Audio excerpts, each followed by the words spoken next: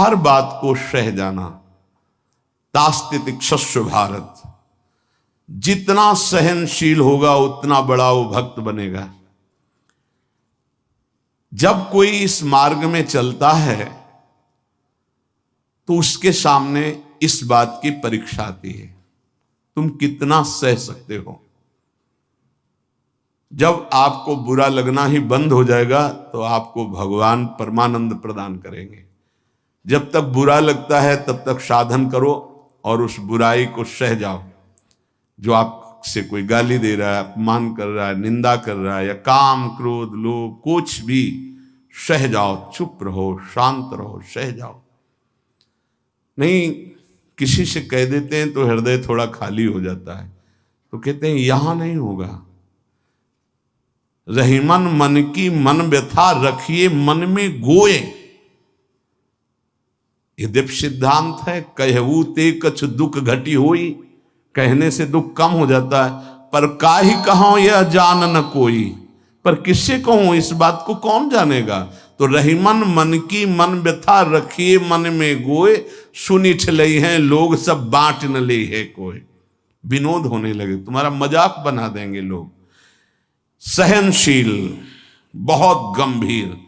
वैसे भी साधुता की जब बातें आती है तो सहनशील, आशय, उदार, धीरज सहित विवेकी, जहां देखो तहां तितिक्षवः पहला शब्द है साधु के लक्षण का। यहां कह रहे हैं दो बातें भक्त की पहली पहचान। पहला, सहनशील कितना है। लोग उसे बुरा कहेंगे, उसकी हंसी उड़ाएंगे, उस पर कटाक्ष मारेंगे, उसका अपमान करेंगे, उसको छोड़ देने की धमकी देंगे, उसको लड़ने के लिए उत्साहित करेंगे। उसकी पराजय भी हो सकती है, पर वो शांत गंभीर, अपनी अंदर की वृत्ति को कभी विचलित ना होने दे, सह जाए। बहुत ध्यान देने की बात है। भजन करके उसे बचाना कठिन, बचा के पचाना कठिन। ये है भजन करना और उसको बचाना और उसको पचाना। आपको बुरा कहेंगे, पूज्य बाबा कह रहे, हंसी उड़ाएंगे, आपके कटाक्ष मारेंगे, बड़ा भजनानंदी बनता है, किसी से तो बात ही नहीं करता है, अपने को कुछ ज्यादा ही भगत समझते हैं क्या। ऐसे क्या क्या कटाक्ष करेंगे, आपको लड़ने के लिए उकसाएंगे, उत्साहित करेंगे कि आप लौट कर उनको जवाब दीजिए, लड़िए। वो ऐसा महसूस करवाएंगे कि आप हार गए, चुप हो गए, आप दब गए।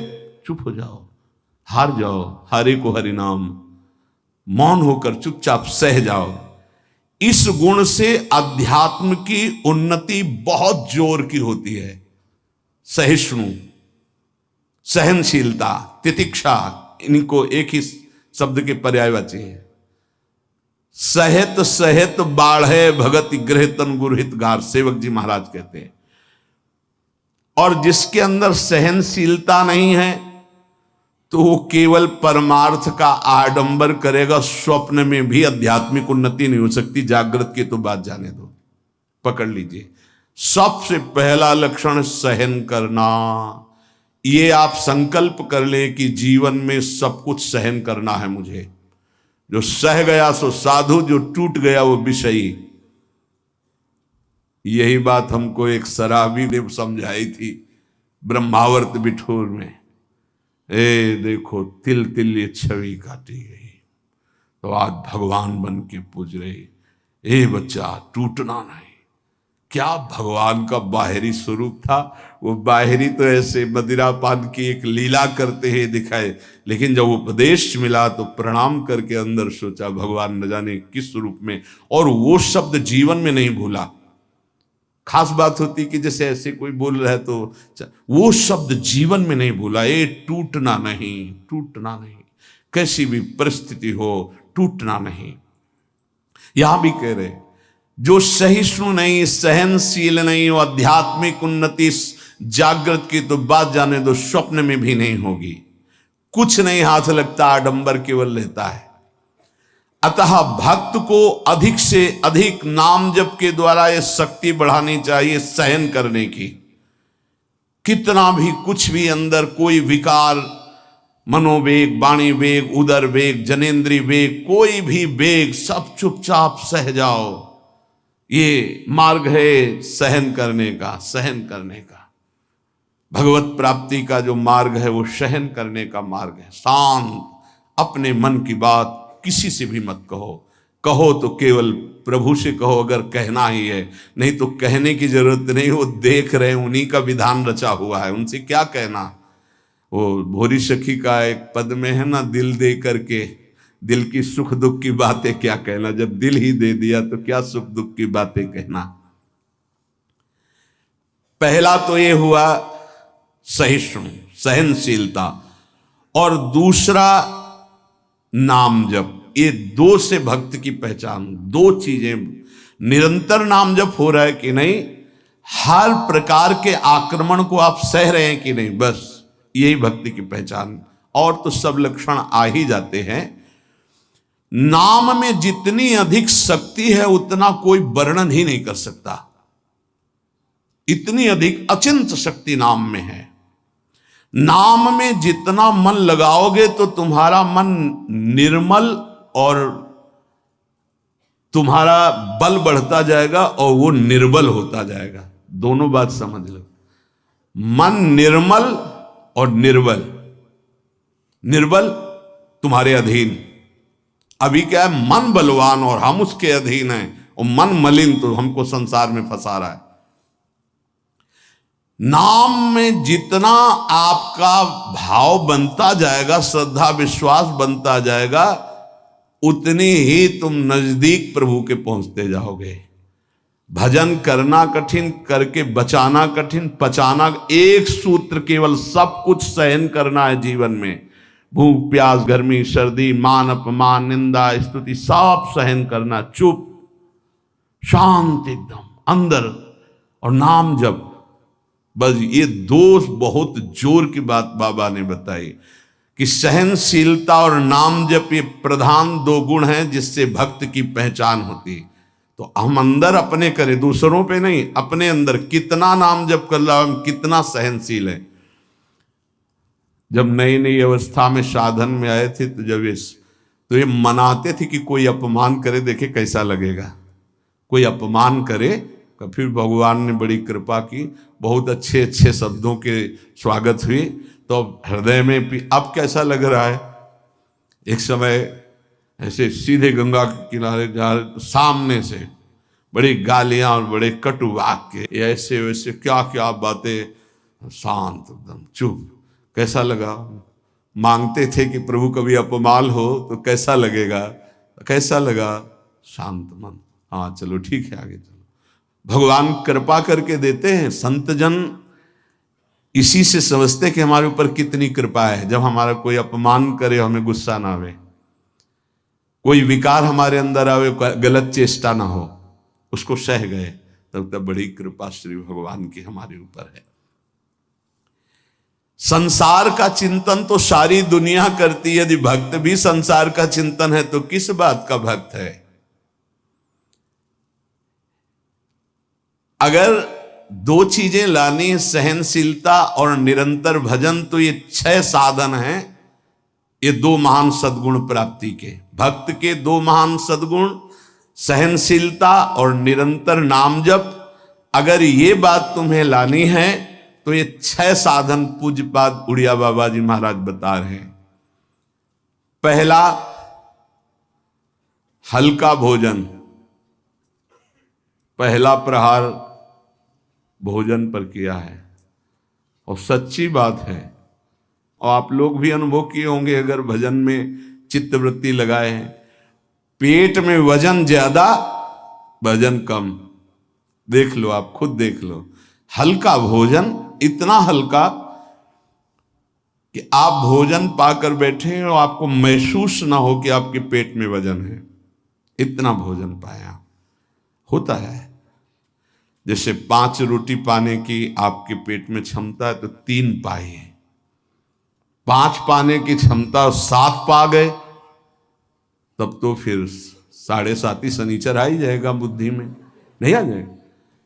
बिल्कुल प्रमाद आ जाता है, पक्का प्रमाद आ जाता है। धन्यवाद है उन उपासकों को जो एक दिनचर्या में रहते हैं। हाँ ठीक है, 1 चम्मच खीर डाल दीजिए, 1 पीस से डाल, बस दोबारा हमसे मत पूछना, बस वो अपनी निष्ठा में रहते हैं। ये आहार विहार ही भजन में सबसे ज्यादा सहयोगी है और बाधक भी है। हल्का भोजन लिख रहे हैं बाबा, हल्का भोजन मतलब सुपाच्य भोजन और आधा पेट भोजन। एक दिन चर्चा हुई थी, अगर याद हो पीछे, 400 ग्राम अन्न में 24 घंटे में बहुत स्वस्थ शरीर रह सकता है। केवल रसेंद्री फंसाए है, रसेंद्री। हमें लगता है कि अगर हमें जीवन उछाल उत्साहित और बहुत सात्विक रखना है तो हल्का भोजन। दूसरी बात, प्राण संयम। ये जो बहुत जल्दी जल्दी श्वासें चलती हैं, इससे भजन में बड़ा बाधा पड़ती है। एक आराम से श्वास खींचिए, कितनी बार राधा नाम जपते हैं, फिर आराम से छोड़िए, कितनी बार छोड़ते हैं। प्राणों का संयम आवश्यक है, इसलिए 2-3 प्राण वायु का संशोधन की प्रक्रियाएं हैं जिनको सबको करना चाहिए। ये प्राणायाम के अंतर्गत नहीं, हम भजन की बात कर रहे हैं। आराम से बैठ जाओ, ऐसे दोनों स्वरों से वायु खींचो, कोई हाथ वाथ लगाने की जरूरत नहीं, पूरी खींचा और एकदम छोड़ दो। 7 बार किया एक बार में, 4 बार ऐसा करो, आप देखना एक ये प्रक्रिया है, कोई हाथ लगाने की जरूरत नहीं। प्राणवायु का संशोधन, खींचा, रोक लिया, नाम जप कर रहे हैं, एकदम प्राण व्याकुल, छोड़ दिया। एक ये है आंतरिक कुंभक और एक बाह्य कुंभक, खाली किया, नाम जप करे बैठे, फिर तुरंत खाली किया, फिर रोक लिया, इसे बाय 3 बस कर लीजिए। आप देखिए आपके फेफड़े, आपकी छाती, आपका प्राण संयम। कोई हम ये नहीं कह रहे ऐसे करने की, और ये मात्र 2-2 मिनट का अभ्यास कर लीजिए। क्या जाता है ऐसे आराम से बैठ के, कोई जान भी नहीं रहा कि आप प्राणवायु का संशोधन कर रहे हैं, पर मेरुदंड सीधी होनी चाहिए।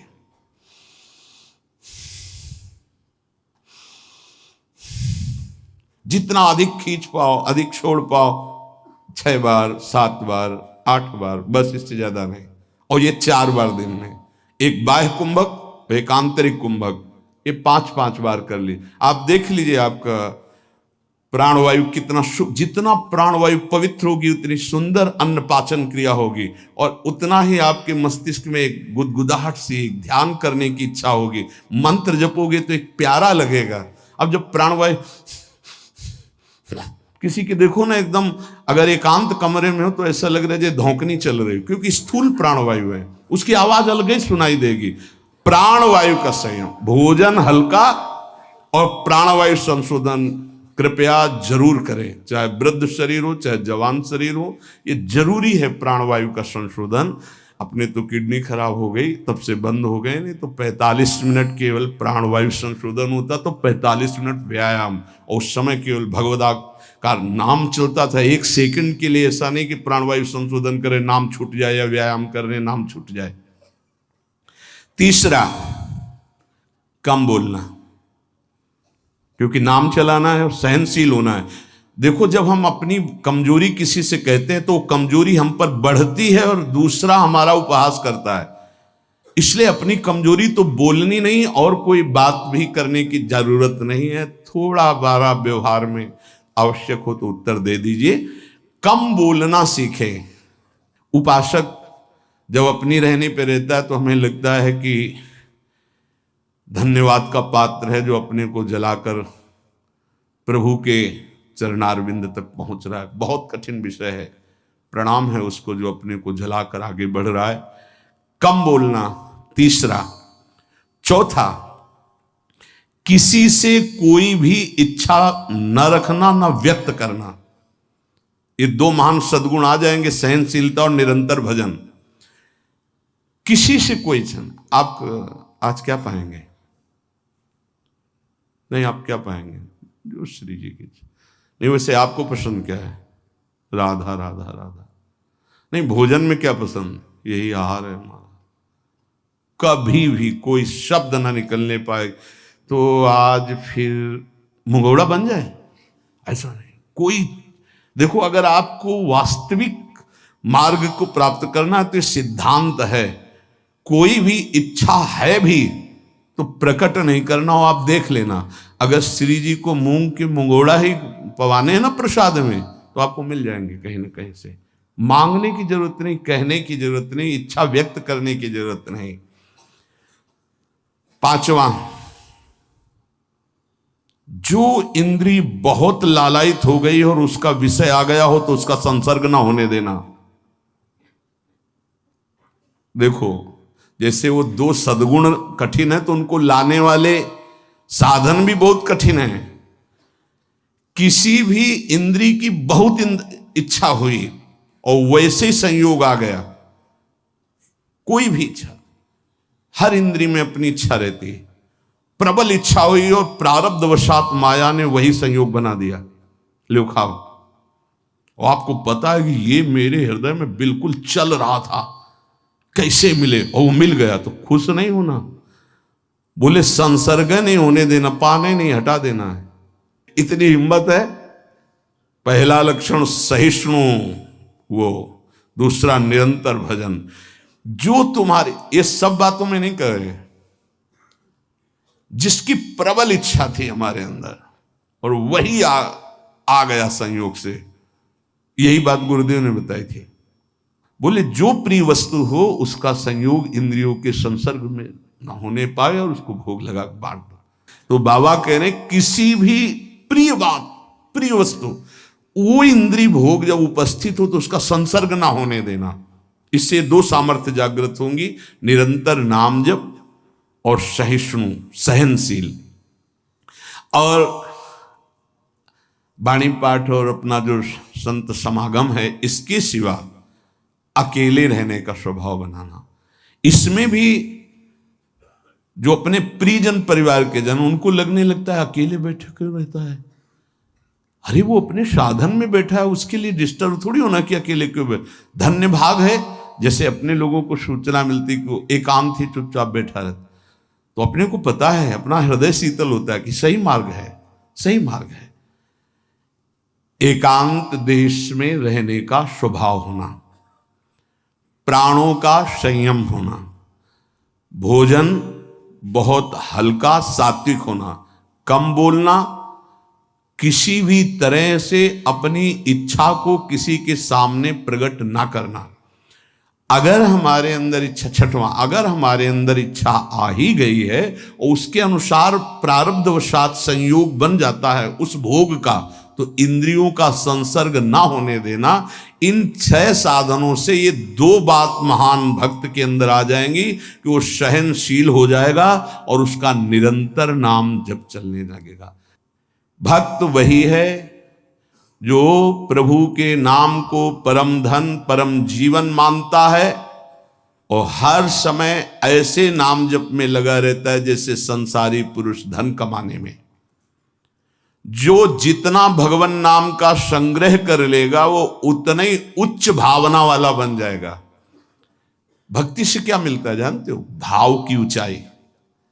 बाजार में वस्तु का अगर भाव ना हो तो सड़ती रहती है, ऐसे ही भक्ति से भाव प्रकट होता है। भावहीन पुरुष सड़ता रहता है, नरकों में दुर्गति होती रहती है। अगर मनुष्य शरीर में भी है, वो विविध प्रकार की दुर्वासनाओं से सड़ता रहता है, जलता रहता है। और भक्त भावोत्सवेन भजताम रस कामधेनु, भाव में डूबा आनंद मगन रहता है। ये भाव कहां से आता है? जितना नाम रूपी धन एकत्रित करोगे उतना ही महंगा भाव आपके अंदर आ जाएगा। बोले ये तो प्रिया प्रीतम की लीला में डूबे रहते हैं, भाव कहां पहुंचा दिया? अभी कहां है? काम भाव, क्रोध भाव, लोभ भाव। अभी तुम्हारा भाव गिर गया, भाव उठाओ। तो बोले कहां है? बोले प्रिया प्रीतम के भाव में। बोले ये कहां है? बोले काम भाव में, क्रोध भाव में, लोभ भाव में। भाव ही सब कुछ है। भगवान को पुकार करके साक्षात सामने प्रकट करने की सामर्थ्य भाव में ही है। भाव पूरित टेर ही करती मुझे लाचार है, भाव बिन सुनी पुकारे मैं कभी सुनता नहीं। बात ध्यान करो, भाव सारा। और ये भाव कहां से आता है? पूज्य उड़िया बाबा कह रहे, जो भक्त जितना अधिक नाम जप कर लेता है उतना ही बढ़िया भाव उसका बन जाता है। जो नाम कीर्तन पर विश्वास करता है कि नाम कीर्तन कर रहा हूं तो मेरे प्रभु यहीं बैठे सुन रहे हैं, भक्त का सदैव ऐसा भाव रहता है। मैं पद गायन कर रहा हूं, मेरी प्रिया लाल मुस्कुरा रहे हैं, वो सुन रहे हैं। बाणी श्री ध्रुवदास जी की सुन जोरी मुस्कात। अगर तुम्हें भाव नहीं आ रहा तो आचार्यों ने लिखा है कि जब 42 लीला गाई जाती है तो जोरी प्रिया प्रीतम परस्पर देखकर मुस्कुराते हैं और गायन और श्रवण करने वाले उपासकों पर कृपा करते हैं। जो सांसारिक पुस्तकों को, समाचार पत्र को और विलासिता भरी काम भरी बातों जिसमें लिखी हुई ऐसी पुस्तिकाओं को जो पढ़ते हैं वो कभी भक्त नहीं बन सकते। बाबा के समय मोबाइल नहीं चला था 60-70 वर्ष पहले, ये तो 35 वर्ष बहुत हुए होंगे, नहीं मोबाइल को भी लिख देते, क्योंकि उस समय पत्रिका ही गंदी बातों की लिखा पढ़ी वाली बातें पढ़ी। अब तो मोबाइल वाली बातें हैं। वो भक्त नहीं हो सकता जो गंदी बातें देखता है। नहीं, आपको तो अपनी वृत्ति पवित्र करनी, बचानी है। बहुत सावधानी की जरूरत है। एक छोटा सा बच्चा 13 वर्ष का, एकांतिक में, बहुत सुलझा व्यक्तित्व, अवस्था 13 वर्ष की, व्यक्तित्व बहुत सुलझा। जब वो अपने संयम की बात तो हम कहा भाई मोबाइल तो नहीं रखते, उनका लैपटॉप रखते हैं। तो हम कहा उसमें भी वही गलती होती है क्या? क्योंकि कभी हमने तो बोले हाँ सर्च करके वैसे किया जा सकता है। तो उनका फिर तो गलती होने की संभावना है। बोले हो चुकी गलती, अब संभाल लो। छोटे छोटे बच्चों में गलती कराने की सामर्थ्य इस मोबाइल लैपटॉप में है। विश्वास कीजिए बहुत बढ़िया समय है, निकल चलो। ये माया फंसाने के लिए सब सूत्र फेंकेगी, आपको फंसना नहीं है। कोई सुख नहीं, केवल जलन, केवल अशांति, केवल समय नष्ट होना। भक्त वही है जिसको भगवान से भी अधिक संत महात्मा प्यारे लगे।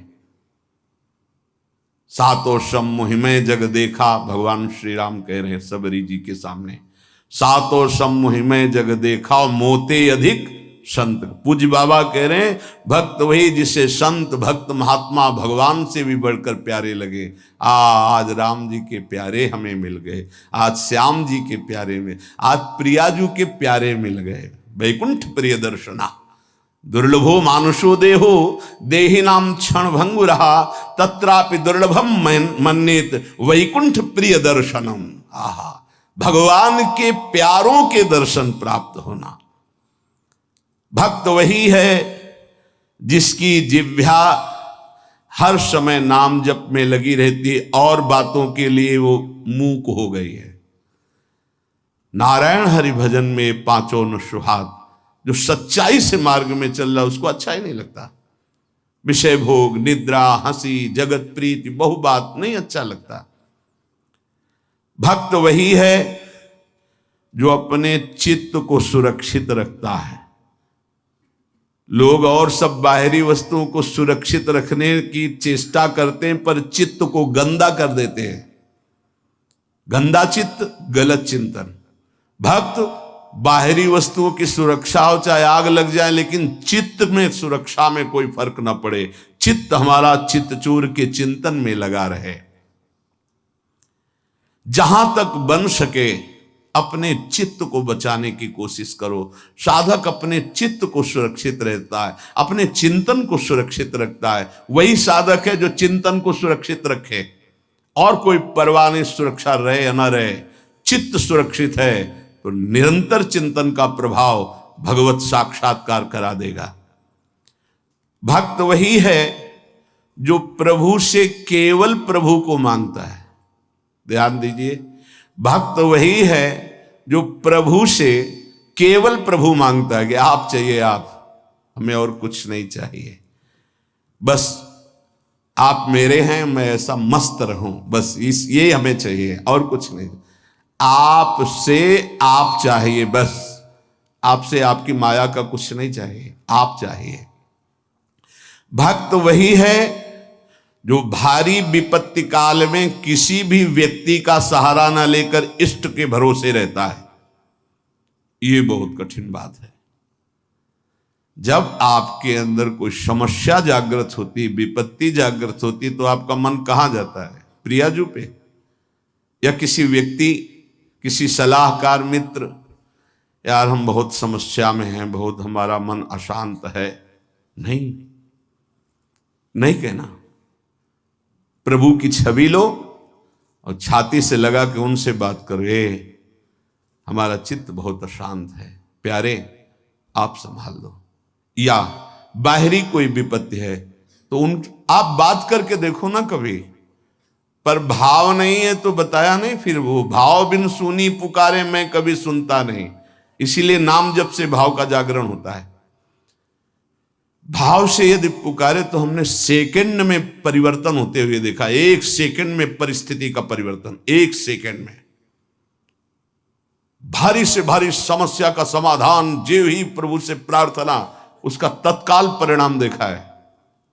एक मात्र भगवत चिंतन ही समस्त विपत्तियों के नाश का उपाय है। हरि स्मृति सर्व विपदि मोक्षणम। इसलिए कभी किसी से सहायता मत मांगो। अगर किसी और की सहायता मांगी तो द्रौपदी की तरह परेशान होना पड़ेगा। आखिरी में द्रौपदी जी ने ठीक जगह सहायता मांगी। हा गोविंद द्वारिका वासिन, तो यहां से वस्त्र हटा नहीं पाया 10,000 हाथियों का बल रखने वाला दुशासन। हम लोग बड़े कमजोर भक्त हैं। थोड़ी सी भी बात हो तो हम किसी का, अन्य का सहारा ले लेते हैं। माता पिता भाई बंधु रिश्ते नाते ठीक है ये, लेकिन सहारा सिर्फ इष्ट देव का।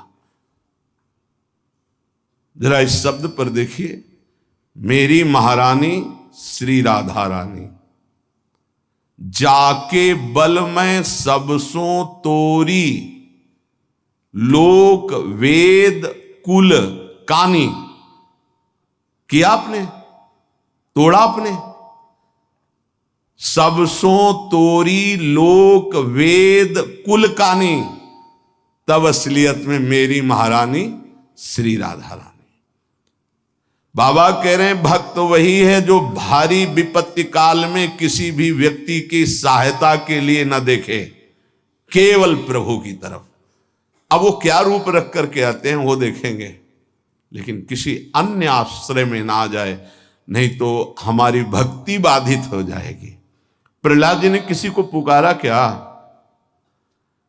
किसी भक्त के जीवन में देखो, किसी के पास गए क्या हाथ जोड़ के कि जमींदार या बादशाह या किसी कि आप हमारा सहयोग कर दो?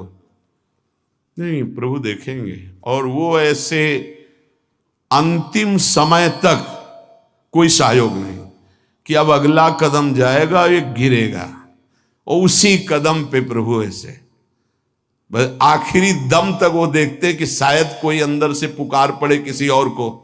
जब देखा कि बस वो पकड़, आप निहाल हो गया, विपत्ति नहीं अब संपत्ति घेरेगी, अब कोई तुझे परेशानी नहीं, मेरी कृपा संपत्ति तेरे को सदैव दुलार करती रहेगी। पूज्य बाबा कह रहे हैं भगवान का सच्चा भक्त वही है जो भगवान से अधिक किसी को नहीं मानता। जड़ चेतन मनुष्य पशु पक्षी लोक लोकांतर मानता है तो सबको भगवत में मानता है, भगवान से बढ़कर किसी को नहीं मानता। फिर तुम किसी को अपना या पराया कैसे कह सकते हो? जब तुम श्री भगवान के हो तो तुम्हारा अपना कौन है? जब तुम श्री भगवान के हो, सम्य भगवान है, तो पराया कौन है? ये सूक्ष्मता समझिए। तुम भगवान के भक्त होकर किसी और को अपना कहते हो या किसी को पराया कहते हो, तो अभी सही भक्ति नहीं आई। ना कोई अपना और ना कोई पराया। कबीरा खड़ा बाजार में सबसे पूछे खैर, ना काहू सो दोस्ती और ना काहू सो बैर। ना कोई अपना और ना कोई पराया।